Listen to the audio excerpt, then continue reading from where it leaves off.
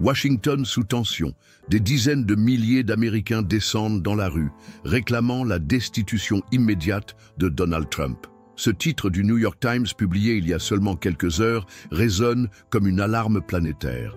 L'image est saisissante, pancartes brandies, cris de révolte, confrontation avec la police. Les États-Unis sont en ébullition, et le monde entier retient son souffle. Mais cette scène n'est pas seulement une crise interne américaine. C'est un séisme géopolitique qui, d'une manière ou d'une autre, touchera la France, l'Europe et l'ordre mondial dans son ensemble. Comment en est-on arrivé là? Pourquoi cette colère soudaine, brutale, explosive? Ce n'est pas simplement une opposition à un homme politique. Ce que nous voyons, c'est le rejet d'un système, la peur d'un avenir incertain et la fin possible de ce que l'on appelait encore récemment la démocratie américaine stable. Depuis plusieurs semaines, les tensions s'accumulent. Des accusations d'ingérence, de manipulation électorale, de discours haineux et de gestion autoritaire enflamment le débat public. Et aujourd'hui, la rue parle. Mieux, elle hurle. Les images font le tour du monde. New York paralysé, Chicago sous couvre-feu, Los Angeles à feu et à sang. Des rassemblements sans précédent, comparables aux grandes révoltes civiles des années 1960. Mais il y a quelque chose de différent cette fois-ci, quelque chose de plus profond, un basculement. La figure de Donald Trump, autrefois symbole de puissance et d'autorité pour une partie des Américains, est désormais perçue par beaucoup comme un danger pour l'avenir démocratique du pays. Et ce climat explosif, instable, crée une onde de choc jusqu'en Europe. À Paris, à Berlin, à Bruxelles, les chancelleries observent, s'interrogent, s'inquiètent. Si les États-Unis vacillent, que devient l'équilibre du monde libre? Et surtout, quelles seront les conséquences pour la France?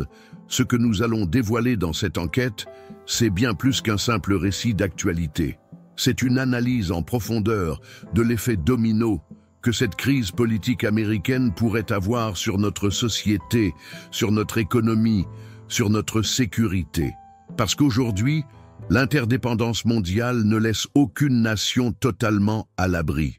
Et lorsqu'un géant trébuche, les secousses peuvent faire tomber d'autres piliers. La France, elle aussi, est à la croisée des chemins.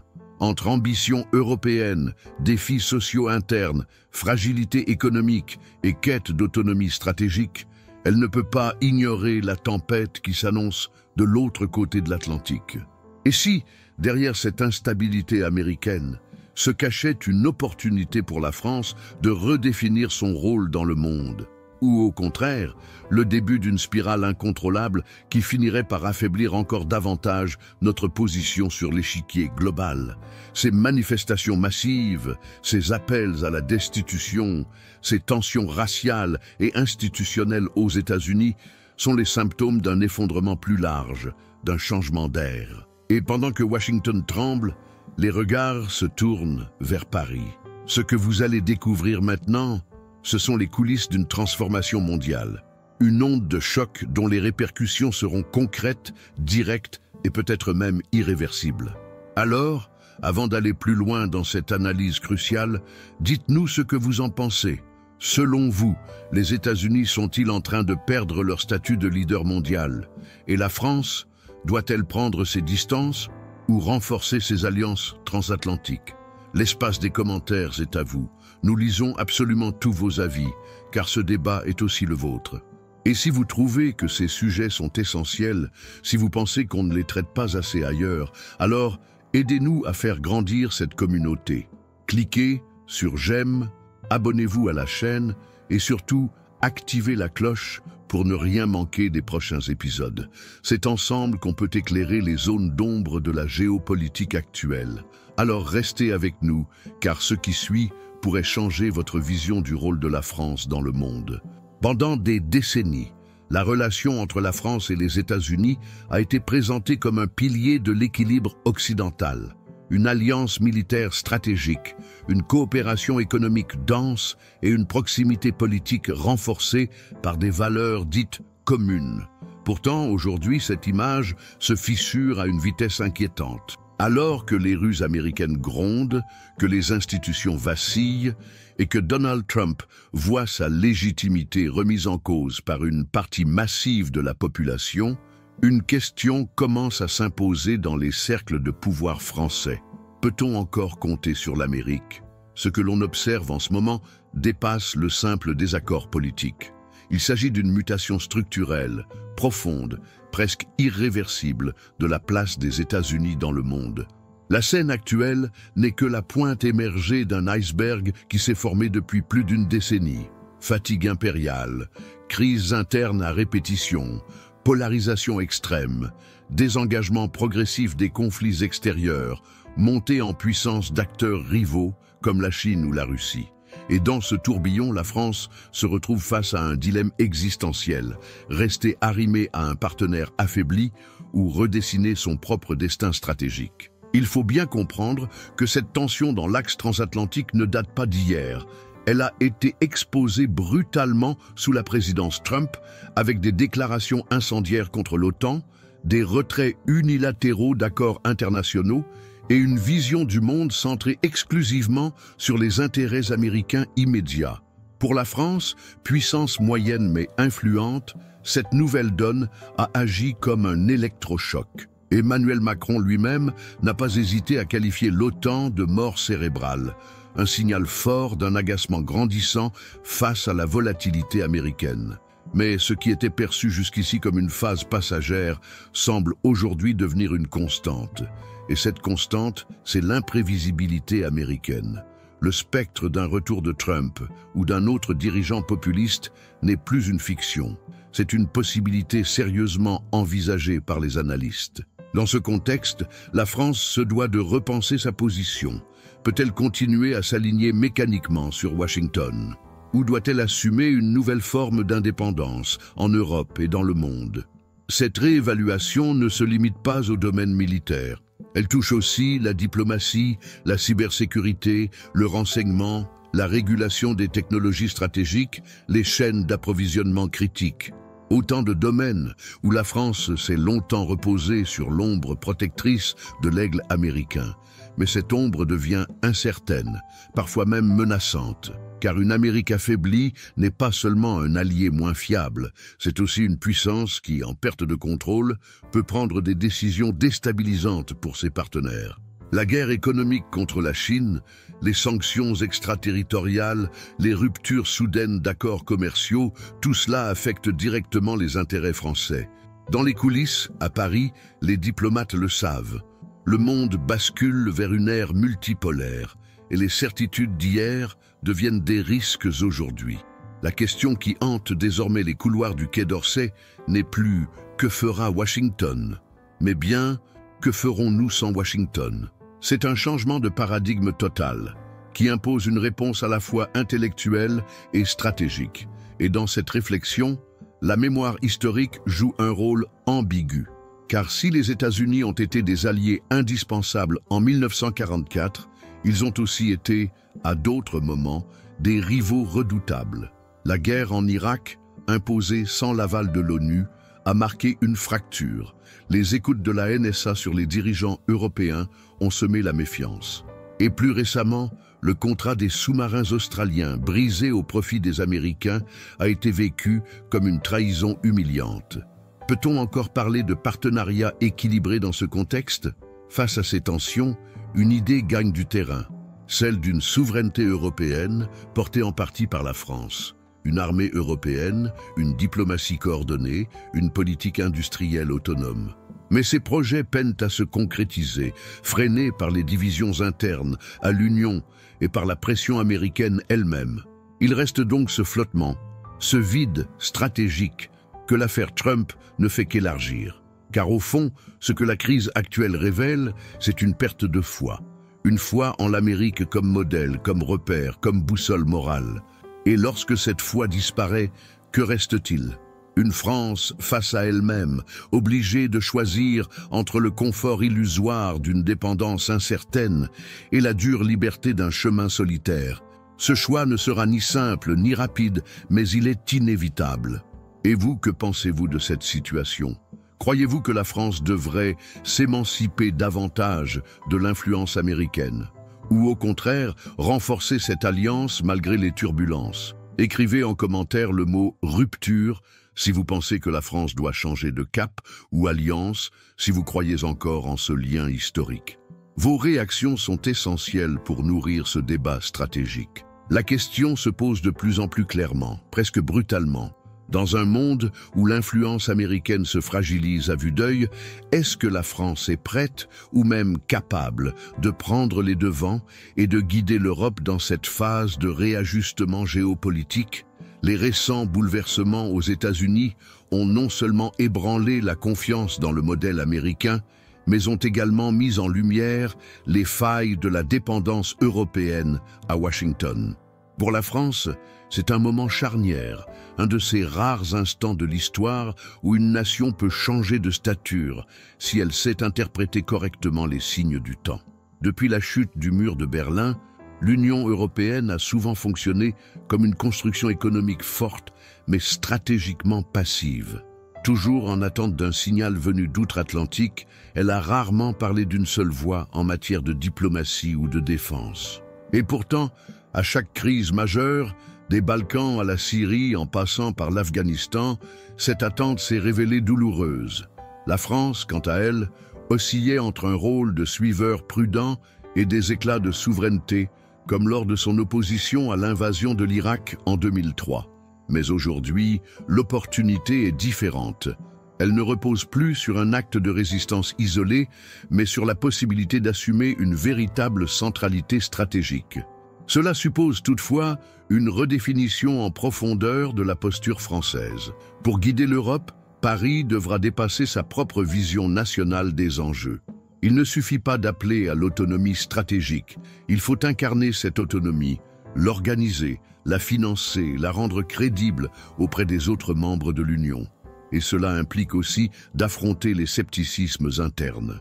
Car au sein même de l'Europe, certains pays, notamment en Europe de l'Est, continuent de voir dans les États-Unis leur principal garant de sécurité. Comment alors créer un consensus sans apparaître comme un remplaçant autoritaire, mais plutôt comme un facilitateur d'unité? La réponse réside peut-être dans une forme de leadership discret, fondé non pas sur la domination, mais sur l'influence. Une capacité à proposer des visions concrètes, à fédérer autour de projets communs, à construire une diplomatie de liens durables plutôt qu'un rapport de force. Cela demande un changement de ton, mais aussi une transformation du langage diplomatique français, trop souvent perçu comme arrogant ou technocratique par nos partenaires. Mais l'ambition de la France ne peut s'arrêter à l'Europe, car pendant que l'ordre occidental vacille, d'autres puissances avancent. La Chine renforce ses partenariats stratégiques en Afrique et en Asie, la Russie redessine ses frontières d'influence à coups d'interventions militaires hybrides, et la Turquie développe une diplomatie active, voire agressive, sur plusieurs fronts. Face à ces dynamiques, la France ne peut rester spectatrice. Elle doit affirmer une vision du monde capable de résister à la polarisation actuelle entre blocs. Une vision fondée sur la stabilité, la souveraineté et la justice internationale. C'est ici que l'on touche au cœur du paradoxe français. Une puissance disposant d'une armée de rang mondial, d'un siège permanent au Conseil de sécurité, d'un réseau diplomatique dense et d'une capacité nucléaire autonome, mais qui doute encore de son propre rôle global. Cette hésitation est dangereuse, car elle ouvre la porte à une marginalisation progressive. Si la France ne prend pas sa place maintenant, d'autres le feront. Et ils le feront sans partager nos valeurs, nos priorités ou nos principes. Pourtant, il ne s'agit pas de succomber à l'illusion de la grandeur nostalgique. Il s'agit d'adopter un réalisme ambitieux, ancré dans les réalités du XXIe siècle. Ce réalisme implique de reconnaître les limites économiques, démographiques, politiques, mais aussi de les dépasser par une stratégie claire, portée par une volonté populaire, pas seulement par les élites. Et là réside peut-être la clé, reconnecter la politique étrangère française aux préoccupations concrètes des citoyens. Car à quoi sert d'être influent à l'international si l'on perd la confiance à l'intérieur? Cette question, essentielle, traverse actuellement le débat public. Les Français sont préoccupés par l'inflation, la précarité, la perte de repères culturels et sociaux. Ils regardent le monde avec méfiance, parfois fatigue. Pour leur parler d'un rôle de leader, il faudra leur prouver que ce rôle améliore leur quotidien, qu'il renforce leur sécurité, leur prospérité, leur dignité. La France a souvent eu ce réflexe d'universalité, cette conviction qu'elle peut incarner un message pour le monde. Mais dans une époque saturée de conflits d'intérêts, de flux numériques incontrôlables, de propagande algorithmique, cette mission devient plus complexe. Et pourtant, elle est plus nécessaire que jamais. Car si personne ne propose de vision cohérente, l'espace sera occupé par le chaos. Et c'est ce que la France peut encore éviter en s'imposant comme un repère lucide, critique, mais déterminé. Alors, à vous de nous dire, pensez-vous que la France a les moyens et le devoir de prendre ce rôle de leadership européen et global? Commentez avec le mot « vision » si vous croyez que la France doit assumer ce destin, ou avec prudence si vous pensez qu'elle doit encore attendre. Vos retours enrichissent profondément cette discussion. Tandis que les projecteurs restent braqués sur les manifestations colossales qui secouent les États-Unis, une onde bien plus discrète, mais infiniment plus dangereuse, commence à se propager à travers les marchés mondiaux. Ce n'est plus simplement une question de politique, d'image ou de diplomatie, c'est une crise économique rampante qui s'annonce, et la France, comme le reste de l'Europe, se trouve directement dans la ligne de mire. Car ce que peu osent dire à haute voix, c'est que la chute de la stabilité américaine n'est pas un spectacle lointain réservé aux écrans de télévision. C'est un tremblement de terre qui peut fissurer nos propres fondations économiques. Depuis la fin de la Seconde Guerre mondiale, l'économie mondiale s'est structurée autour de la puissance du dollar, des bourses américaines, des flux financiers venus de Wall Street et des choix de la Réserve fédérale. Chaque décision prise à Washington ou à New York, qu'elle soit monétaire, fiscale ou réglementaire, a des répercussions quasi immédiates sur les prix de l'énergie, la valeur de l'euro, la santé des entreprises françaises, les retraites, les emprunts d'État, les taux de crédit. Aujourd'hui, face à l'instabilité politique américaine, ce mécanisme d'interdépendance se transforme en vulnérabilité explosive. Les signes sont déjà visibles. La volatilité extrême sur les marchés, les fluctuations erratiques du dollar, les tensions sur les prix des matières premières, en particulier du pétrole, commencent à frapper les chaînes de production européennes. Pour la France, fortement dépendante d'importations stratégiques et d'investissements étrangers, ces secousses ne sont pas abstraites. Elles se traduisent par une inflation persistante, une hausse du coût de la vie, une pression accrue sur les petites entreprises et une détérioration silencieuse du pouvoir d'achat. Dans ce contexte, la peur de la classe moyenne devient un facteur politique majeur, un accélérateur de mécontentement, un catalyseur potentiel d'instabilité sociale.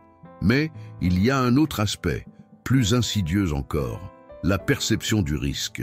Lorsque les investisseurs mondiaux sentent que les États-Unis deviennent imprévisibles, ils cherchent des refuges. Habituellement, cela pourrait bénéficier à l'Europe.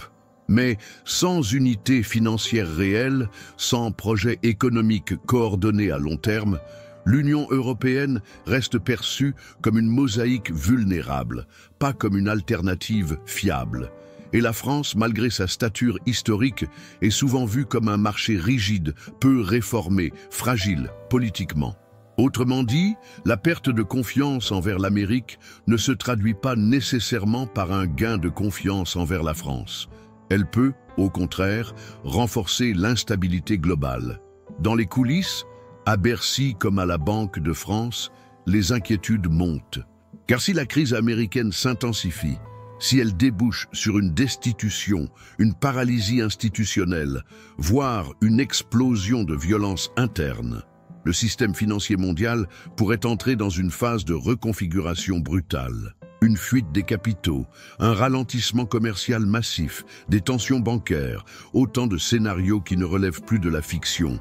Et la France, qui sort à peine de plusieurs années de chocs économiques successifs, crise sanitaire, guerre en Ukraine, crise énergétique, se trouve dans un état de résilience affaibli. Un choc de plus pourrait rompre l'équilibre déjà fragile de ses finances publiques. Ce lien invisible entre Washington et Paris, entre Wall Street et le quotidien des Français, n'est pas enseigné dans les écoles, rarement évoqué dans les médias grand public. Et pourtant, il est central. Un licenciement à Détroit peut influencer l'emploi à Toulouse. Une crise de dette aux États-Unis peut faire grimper les taux de crédit pour une famille à Lyon. Un effondrement boursier à Manhattan peut mettre en péril les fonds de pension de milliers de retraités français. Cette interdépendance totale est à la fois un moteur de prospérité et une chaîne de vulnérabilité. Et ce qui se passe actuellement aux États-Unis remet brutalement cette réalité au premier plan. La tentation de l'autosuffisance ressurgit donc. Certains plaident pour une relocalisation massive, une dédollarisation progressive, une autonomie stratégique accrue. Mais ces transformations ne se décrètent pas en quelques mois. Elles exigent une vision à long terme, des investissements massifs, une cohérence politique rarement atteinte. En attendant, la France reste exposée à une crise qui ne porte pas encore officiellement son nom, mais dont les contours sont déjà tracés.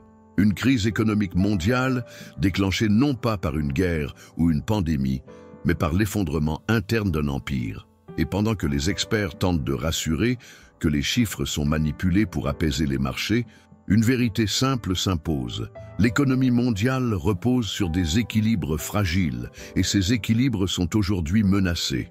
Le citoyen français, souvent éloigné de ces réflexions macroéconomiques, commence pourtant à en ressentir les effets. Une hausse des prix ici, une incertitude bancaire là, des tensions budgétaires à venir. Ce ne sont pas des signes isolés, ce sont des signaux faibles qui annoncent une tempête plus large. Alors dites-moi, pensez-vous que la France doit revoir entièrement son modèle économique pour affronter ce nouveau désordre mondial ? Commentez avec le mot « réforme » si vous croyez qu'un changement profond est nécessaire, ou « résistance » si vous pensez que la France peut tenir le choc tel qu'elle est. Vos mots comptent, votre avis nourrit ce débat. Alors que les fondations économiques mondiales tremblent et que les institutions américaines chancellent sous le poids des tensions internes, un autre phénomène se répand de manière insidieuse mais implacable. La poussée des mouvements nationalistes et populistes à travers l'Europe. Et la France, une fois encore, se retrouve à la croisée des chemins. Cette dynamique, souvent réduite à une simple réaction identitaire ou à un rejet des élites, est en réalité bien plus profonde, plus enracinée dans la crise de confiance qui secoue les démocraties libérales occidentales. Ce que l'on observe aujourd'hui n'est pas un caprice électoral passager, c'est un virage idéologique qui pourrait remodeler durablement le paysage politique français et européen. Depuis plusieurs années, les discours souverainistes gagnent du terrain. Le doute s'installe dans les esprits, non plus seulement vis-à-vis de l'Union européenne ou de la mondialisation, mais vis-à-vis des institutions mêmes de la République. Cette défiance généralisée s'alimente de plusieurs sources. La perception d'un affaiblissement de l'État face aux grandes entreprises multinationales, l'impression que les décisions cruciales sont prises loin du peuple, et surtout un sentiment croissant d'insécurité culturelle et économique. Dans ce contexte inflammable, les grands bouleversements à l'étranger, comme la crise politique américaine, agissent comme un révélateur et un accélérateur. Quand les États-Unis, longtemps perçus comme le bastion de la démocratie moderne, sombre dans le chaos intérieur, cela alimente une idée dangereuse. Si même la plus grande démocratie du monde vacille, alors peut-être que le modèle démocratique lui-même est devenu obsolète, inefficace, incapable de protéger les citoyens. C'est ce discours-là, insidieux mais puissant, qui nourrit l'ascension des extrêmes. Et en France, cette rhétorique n'est plus marginale. Elle occupe désormais le centre du débat public, dans les médias, dans les réseaux sociaux, dans les conversations du quotidien. La fracture n'est pas uniquement politique, elle est aussi générationnelle, géographique, sociale. Entre les métropoles connectées au monde globalisé et les territoires ruraux ou périphériques qui se sentent abandonnés, un fossé grandit. Et ce fossé est exploité habilement par ceux qui veulent renverser l'ordre établi. Ils parlent de reconquête, de souveraineté perdue, de dignité bafouée. Leurs mots trouvent un écho puissant parce qu'ils semblent répondre à une angoisse réelle, un vide émotionnel laissé par des décennies de promesses non tenues. Dans ce climat, la moindre étincelle peut provoquer un embrasement. Et ce n'est pas une image. Les soulèvements populaires, les révoltes spontanées, les colères sociales incontrôlables deviennent des perspectives plausibles, presque prévisibles. Mais la véritable inquiétude, pour la France comme pour l'Europe, réside dans l'illusion du repli. L'idée que se fermer, se refermer sur soi-même, rejeter les alliances et les règles communes, pourrait protéger. C'est une tentation forte, surtout dans un monde perçu comme incertain, hostile, chaotique. Pourtant, l'histoire récente montre que le nationalisme exacerbé conduit rarement à la stabilité. Et aujourd'hui, plus que jamais, le monde est interconnecté, interdépendant. Aucun pays ne peut affronter seul les grands défis du siècle. Changement climatique, migration massive, cybersécurité, intelligence artificielle, tension énergétique. Croire que la souveraineté se reconquiert par la solitude, c'est confondre indépendance et isolement. La France, forte de son histoire révolutionnaire et de son attachement viscéral à la liberté, pourrait être le contre-modèle à cette dérive autoritaire. Mais pour cela, elle doit montrer l'exemple d'une démocratie qui écoute, qui réforme sans renier ses principes, qui réconcilie l'autorité avec la justice sociale. Une démocratie qui ne méprise pas le peuple en colère, mais qui transforme cette colère en projet collectif. Ce n'est pas une tâche facile. Cela demande du courage politique, de la clarté dans le discours, de la cohérence dans l'action. Et pourtant, c'est ce chemin-là qu'il faut tracer car l'alternative est déjà en train de se dessiner dans d'autres capitales européennes. Les gouvernements illibéraux s'installent, parfois démocratiquement élus, mais rapidement enclins à restreindre les libertés, à manipuler les lois, à désigner des boucs émissaires pour chaque crise. La France n'est pas immunisée contre cette contagion. Et les événements actuels aux États-Unis ne font que renforcer la légitimité apparente de ces modèles autoritaires. Ils disent, regardez, même là-bas, la démocratie ne fonctionne plus. C'est ce glissement idéologique qu'il faut combattre, non pas avec des slogans ou des lois d'exception, mais avec des réponses concrètes aux inquiétudes légitimes. Parce que ce qui est en jeu, ce n'est pas seulement le résultat des prochaines élections. C'est la manière dont une génération entière percevra la démocratie, comme un espace vivant de débat et de progrès ou comme une façade hypocrite masquant l'impuissance. Et cette perception déterminera le futur. Si les Français, et plus largement les Européens, cessent de croire en leur propre système, alors toutes les portes seront ouvertes, y compris celles qu'on pensait à jamais fermées. Et vous ?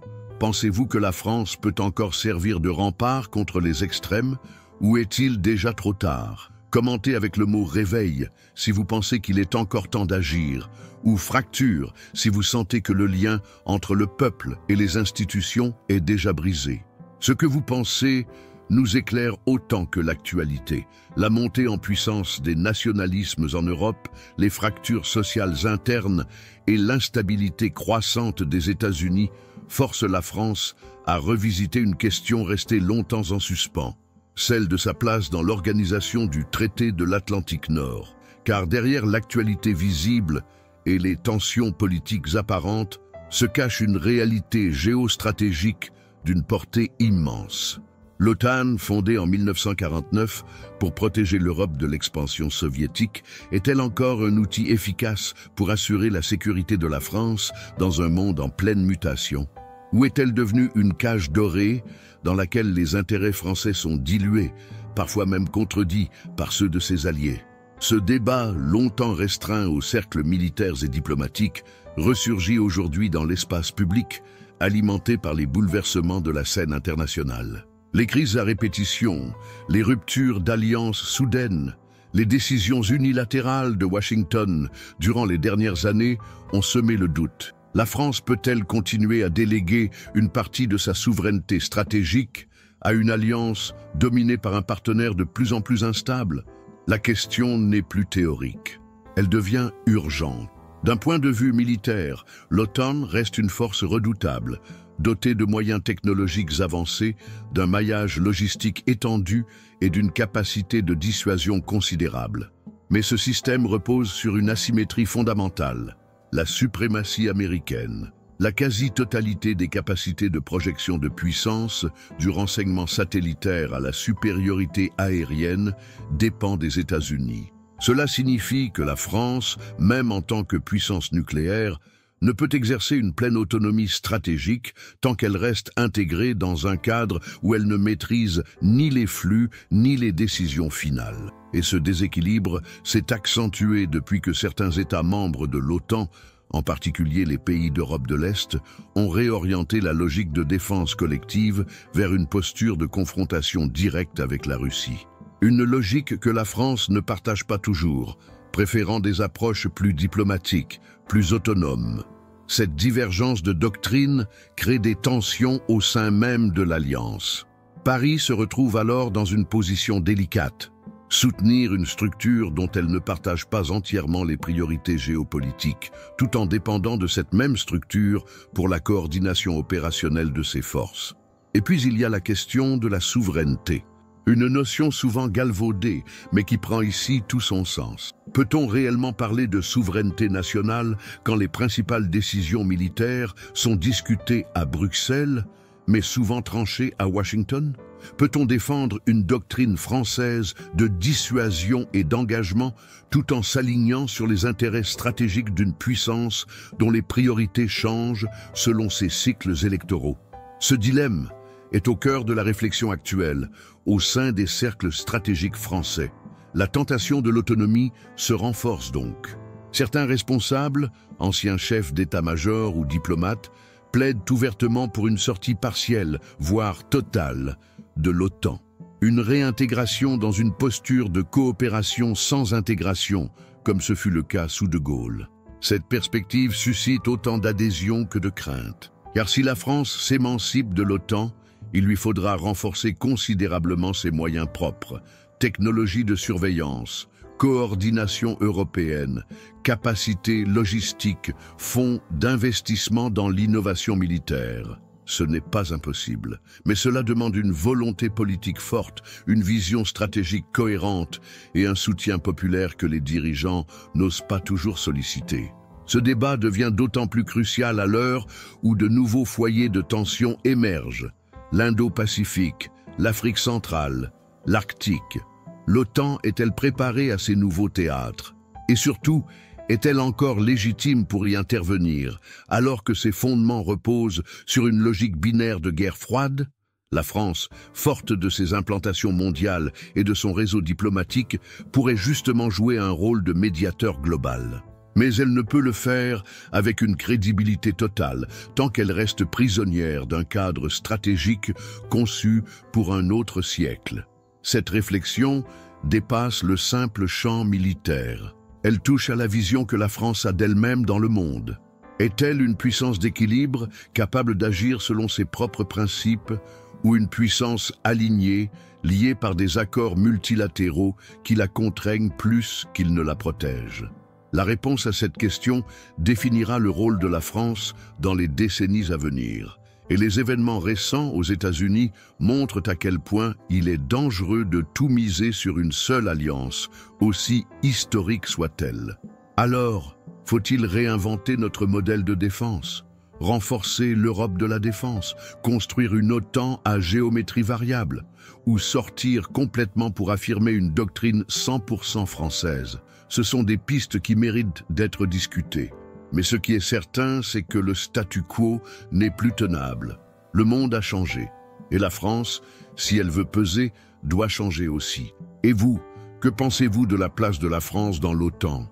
Est-ce un pilier essentiel de notre sécurité ou une entrave à notre indépendance stratégique? Commentez avec le mot « autonomie » si vous croyez que la France doit s'émanciper, ou « solidarité » si vous pensez que l'alliance reste indispensable. Ce débat mérite votre voix. Au moment où les États-Unis vivent une déflagration sociale sans précédent, avec des mouvements de protestation qui se généralisent, des institutions qui peinent à imposer leur autorité et un discours public fragmenté entre radicalismes opposés, Une inquiétude grandit de façon silencieuse, mais persistante, dans les cercles du pouvoir français. Et si ce chaos n'était pas un cas isolé? Et si ce que vit l'Amérique aujourd'hui, entre polarisation, défiance généralisée, effondrement du dialogue et violence urbaine, annonçait une dynamique qui pourrait s'étendre bien au-delà de ses frontières? Pour la France, cette interrogation n'a rien de théorique. Elle entre en résonance directe avec ses propres fragilités internes, avec ses tensions accumulées, souvent mises en sourdine, mais jamais vraiment apaisées. Car la société française, malgré ses institutions solides en apparence, repose elle aussi sur des lignes de faille bien réelles. Il suffit d'écouter, de se déplacer en dehors des centres de décision, de tendre l'oreille dans les quartiers oubliés, dans les zones rurales appauvries, dans les périphéries urbaines laissées pour compte. Une colère sourde s'y exprime. Une colère qui ne se manifeste pas toujours dans les urnes, mais qui trouve ses voies à travers les réseaux sociaux, les mouvements spontanés, les actes de défiance individuelle. Les gilets jaunes ont été un signal d'alarme fort, mais il serait naïf de croire que ce fut un événement unique. Ce fut un symptôme, un avertissement. Et si rien ne change, la pression continue de monter, lentement, mais sûrement. La crise américaine agit comme un miroir. Elle nous renvoie l'image de ce qui peut arriver lorsque les fractures sociales ne sont pas résorbées, lorsque les élites se coupent des réalités, lorsque l'information devient tribale et que chaque groupe se replie sur sa propre vision du monde, refusant tout compromis. Les banlieues françaises, les campagnes abandonnées, les zones périurbaines sinistrées peuvent devenir, elles aussi, le théâtre de tensions plus vives. D'autant plus que les outils numériques, en particulier les algorithmes des grandes plateformes, ont tendance à exacerber les sentiments d'injustice, de colère et de frustration. On ne regarde plus les actualités de la même manière qu'avant. On les vit à travers un filtre émotionnel, personnel, souvent alimenté par la peur ou la méfiance. Ce climat, qui s'installe progressivement, alimente une logique de fragmentation. Fragmentation du territoire, des identités, des récits collectifs. Chacun défend son expérience comme vérité absolue, et l'idée même de vivre ensemble s'efface peu à peu au profit d'un vivre côte à côte, sans lien véritable. Cette désagrégation du tissu social rend la société française vulnérable à des formes de contagion, pas uniquement au sens épidémiologique, mais au sens symbolique, émotionnel, psychologique. Lorsqu'un peuple voit un autre peuple se lever contre ses institutions, lorsqu'il voit que la rue peut imposer sa volonté, il peut être tenté de reproduire ce modèle. Non par goût du désordre, mais par désespoir, par sentiment d'abandon, par absence de médiation crédible. Et dans ce contexte, la réponse sécuritaire seule ne suffit plus. La force, sans justice, ne crée que plus de ressentiment. Les politiques sociales, si elles ne sont pas repensées en profondeur, perdent en efficacité et en légitimité. L'enjeu aujourd'hui est de recréer du lien, du sens, une forme de contrat social nouveau, capable de dépasser les logiques clientélistes ou électoralistes. Cela suppose de réinvestir dans les services publics, dans l'éducation, dans la santé, dans la culture. Mais cela suppose aussi d'écouter autrement, de prendre au sérieux ce que l'on appelle trop vite populisme, sans chercher à en comprendre les racines. Ce n'est pas une question de droite ou de gauche, c'est une question de survie démocratique. La situation aux États-Unis montre combien il est facile de perdre le contrôle d'une société lorsque les signaux faibles sont ignorés. La perte de crédibilité des médias, la confusion entre faits et opinions, la montée des théories du complot, la défiance envers les institutions scientifiques, autant de phénomènes déjà visibles en France et qui s'accentuent à mesure que le sentiment d'impuissance s'installe dans les esprits. Il ne s'agit plus seulement d'informer, mais de reconstruire une forme de confiance. Une confiance dans le débat public, dans la parole politique, dans l'avenir collectif. Ce que traverse l'Amérique pourrait très bien servir de scénario d'alerte pour la France. Pas comme une prophétie inévitable, mais comme une invitation à agir tant qu'il est encore temps. Il est possible d'éviter une explosion. Il est possible de prévenir plutôt que de subir. Mais cela exige une lucidité courageuse, une capacité à nommer les choses sans céder à la peur ni au cynisme. Car au fond, tout cela repose sur une chose, la dignité. La dignité des citoyens, la dignité des territoires, la dignité du vivre ensemble. Si elle est bafouée tôt ou tard, la société réclamera réparation. Et ce moment peut être paisible ou brutal. Alors, selon vous, la France risque-t-elle une contagion sociale semblable à celle que l'on voit se développer aux États-Unis? Commentez avec le mot « alerte » si vous sentez que le danger est réel, ou « résilience » si vous pensez que la France saura éviter le pire. Vos réponses alimentent un débat qui ne fait que commencer. Pendant que les projecteurs médiatiques sont braqués sur les manifestations, les batailles politiques et les dérapages institutionnels aux États-Unis, un autre front, beaucoup moins visible mais potentiellement tout aussi dévastateur, se dessine dans l'ombre, celui de la technologie. Et là encore, la France, comme la grande majorité des pays du monde, n'est pas simple spectatrice.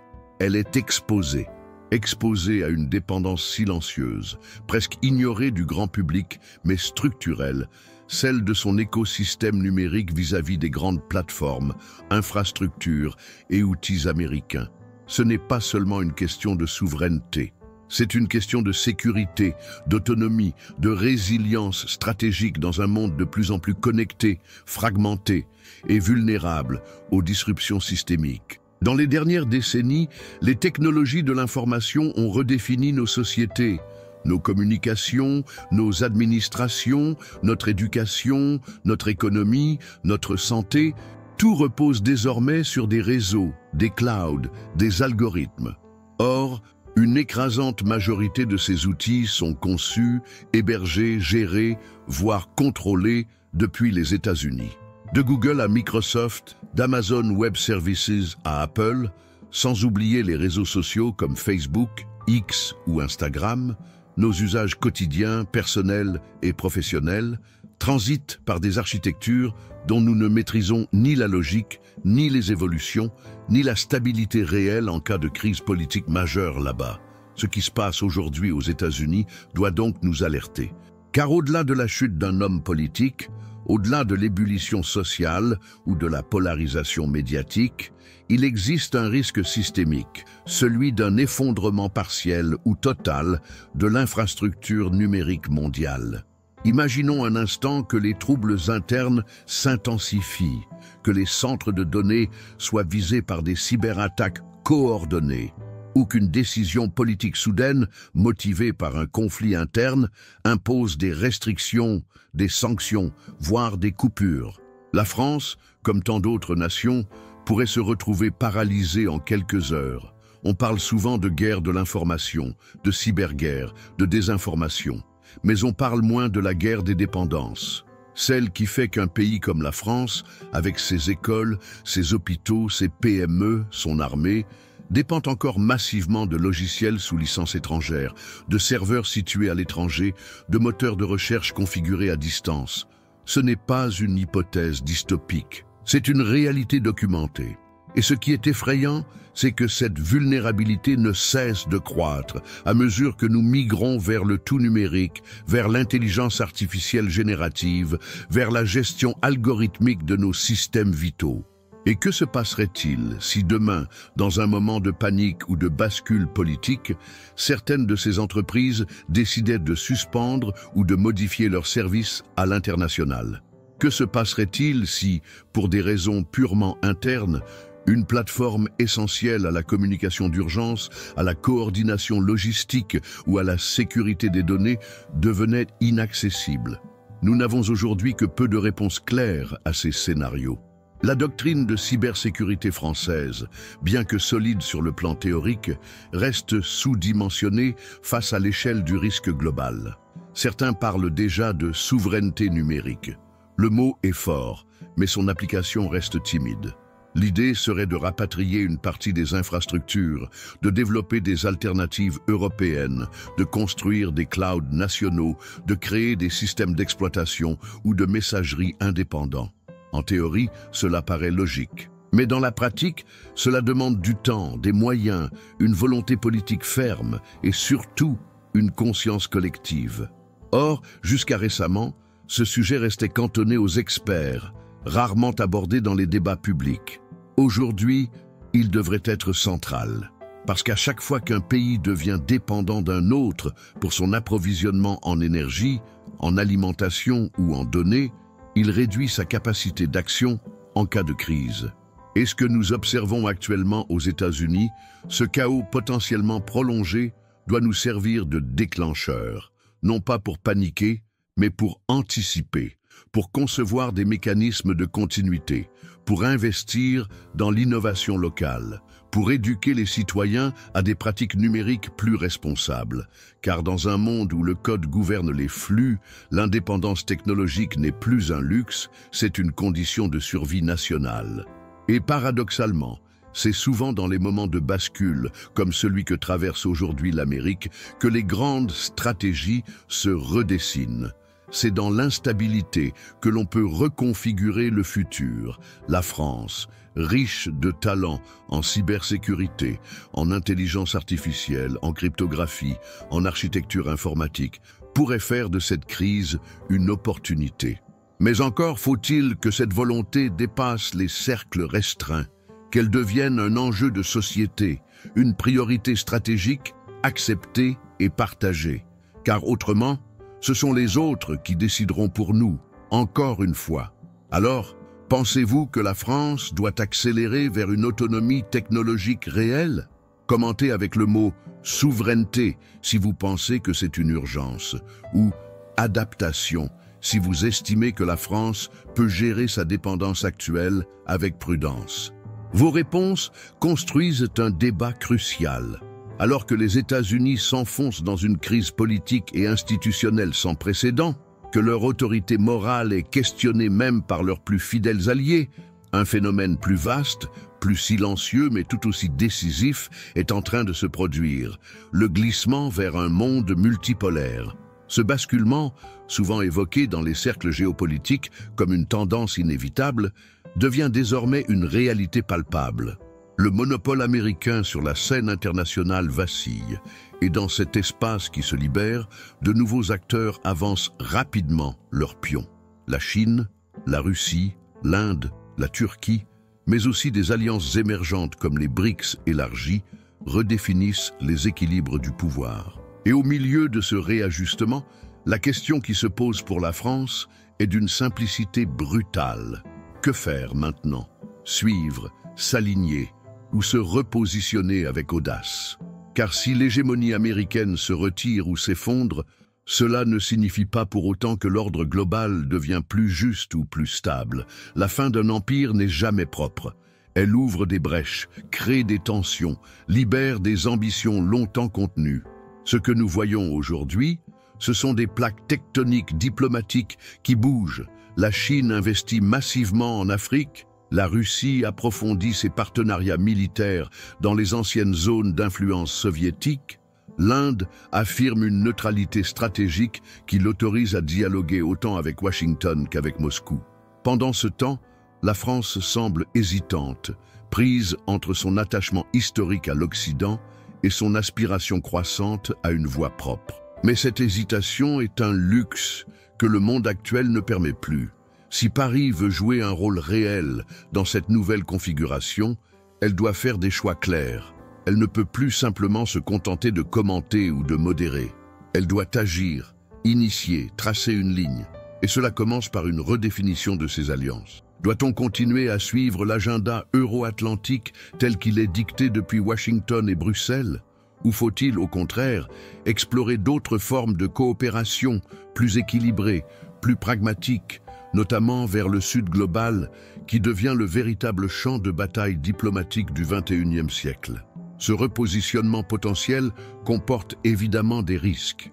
La France pourrait être accusée de trahison par ses partenaires traditionnels ou être perçue comme opportuniste par les nouvelles puissances. Mais elle pourrait aussi, si elle joue intelligemment ses cartes, apparaître comme un médiateur crédible, un trait d'union entre les mondes, une puissance d'équilibre dans un système sans centre de gravité fixe.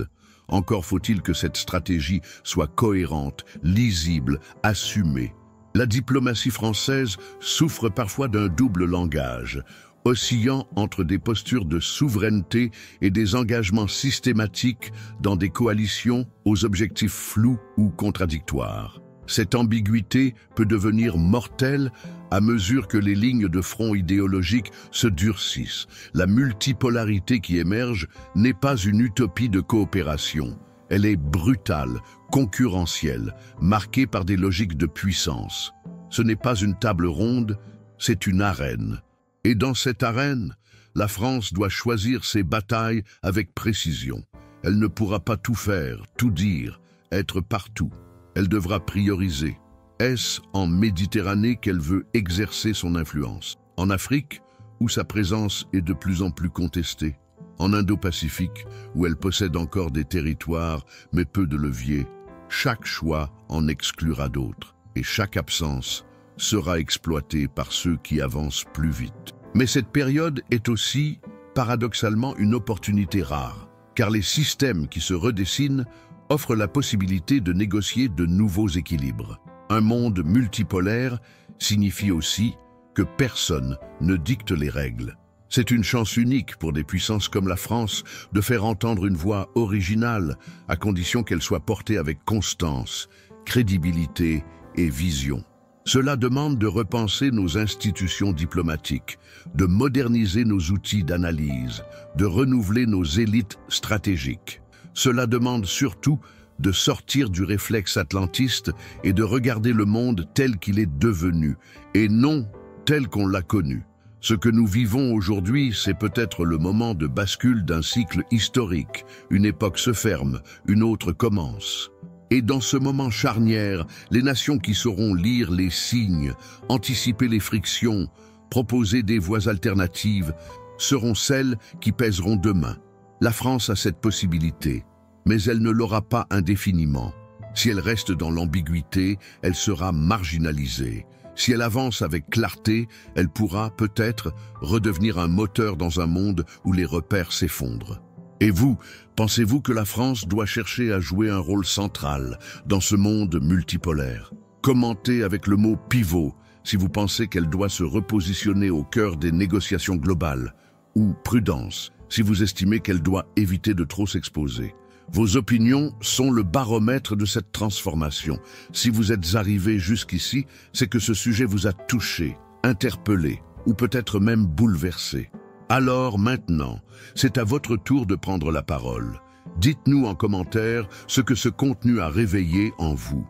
Que vous soyez d'accord, en désaccord, intrigué ou inspiré, votre ressenti compte. Nous lisons chaque message avec attention, car cette communauté se construit avec vos réflexions, vos expériences, vos mots.